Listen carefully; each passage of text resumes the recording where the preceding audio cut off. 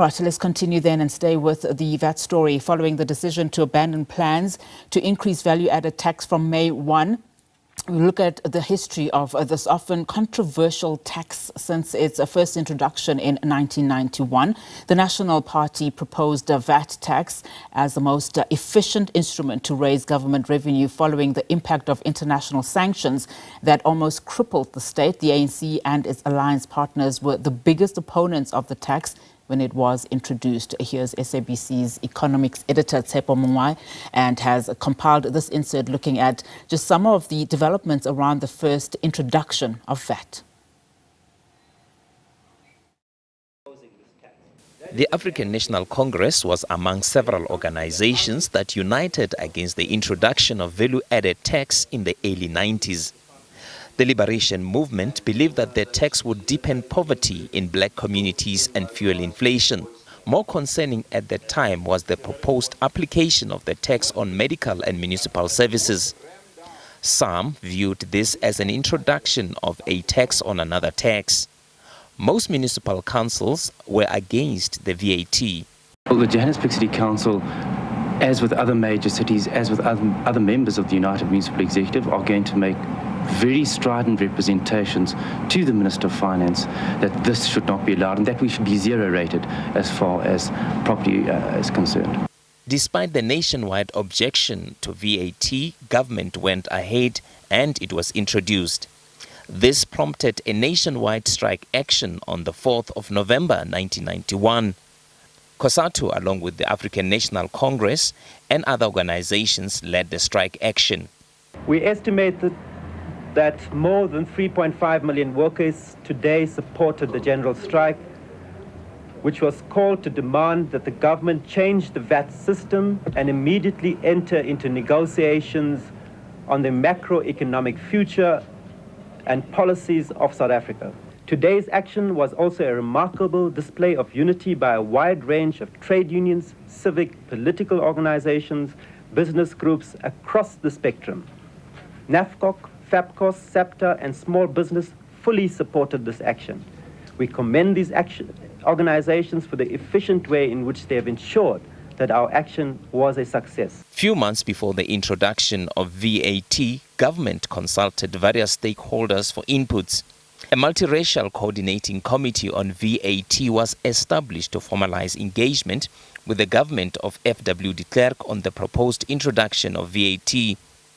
The group was represented by 18 organizations, including Operation Hunger, trade unions, consumer and health bodies. The state president has given us his undertaking that he would look very seriously at the proposals we put before him today, particularly those proposals relating to zero rating of basic foodstuffs, the provisions for mechanisms to enable particularly the disadvantaged communities on questions of water and electricity. There was also a commitment from him to look at further ways on negotiation related to provision of poverty relief programs. We do believe, however, and made it very clear in our meetings, that we felt that those provisions for poverty relief were totally inadequate. The education sector took the decision not to take part in the nationwide protest actions.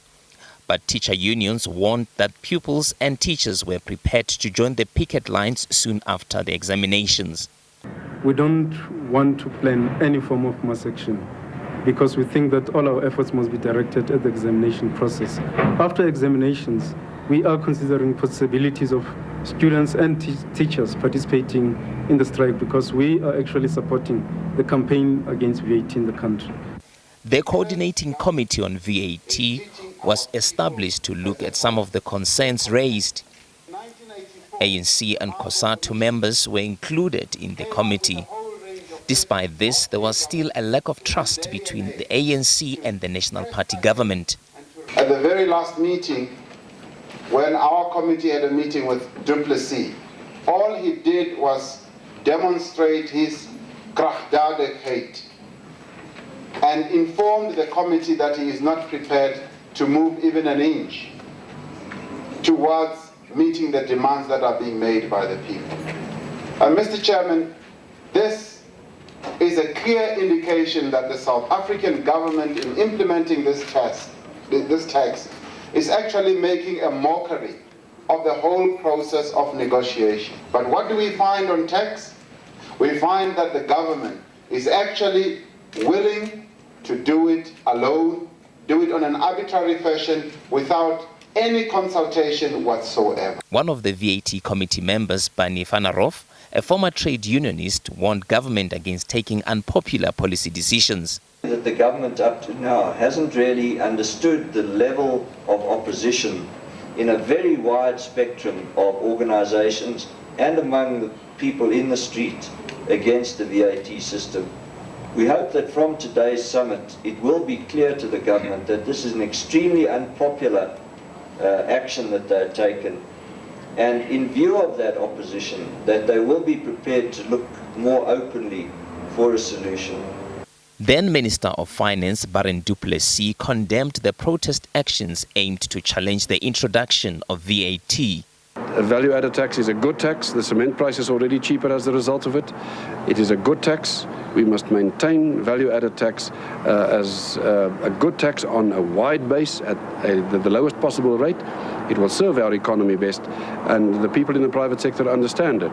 And then also, we cannot, by way of pressure or protest marches or whatever, be forced to involve trade unions and all kinds of organizations into policy making as far as tax is concerned. The ANC and COSATU used its seat at the newly established VAT committee to push for zero rating of certain foodstuff.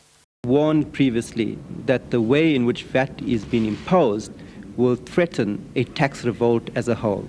Already in the coordinating committee, the medical sector has indicated that there will be civil disobedience relating to the payment of tax on medical services. We have indicated that this civil disobedience is going to take the form of resisting other forms of taxes. The Coordinating Committee on VAT has also adopted a program of action that will involve the organizing of mass marches on the 30th of September. At the end, government had its way, and the VAT was introduced at 10%. Tshepo Mongoai, SABC News, Johannesburg. There you have it. I think that insert definitely trying to give us some background in terms of the history of value-added tax in South Africa following its introduction for the first time in 1991, replacing the sales tax. For some more context on this, I'm joined here by the Secretary General of SAFTU, Zwelinzima Vavi, who was there, witnessed some of the exchange discussions, protests that happened at that time. What did you make of the introduction of value-added tax? Particularly, we know that at the time, the apartheid government was under pressure financially because of the sanctions, and they wanted to raise money.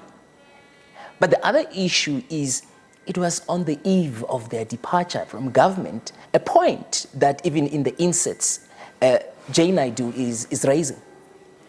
Well, they were literally sitting on the departure lounge when they decided to pull a number of tricks. And in our view, all of this was designed to ensure that the future government they knew will be led by the ANC will be robbed of the critical economic instruments to effect fundamental transformation of society and to be true to the very popular slogan of a better life for all, or the wealth of the country shall be shared, coming from the economic demands of the Freedom Charter. So last days, they did a number of things. VAT was introduced and rammed down the throats of the country. I think it was on the 30th of September 1991. We reacted through a general strike supported or led by COSATU, but NACTU participating, but heavily supported by the alliance partners of COSATU, the ANC, and the SACP and a host of other mass democratic movement formations that were pretty strong at that moment. VAT, even post-apartheid, has served as well. That's why today we say this is a viable source of revenue that has been good for us, so maybe we should up it a bit, because we understand that it can actually help us to deal with some of the challenges.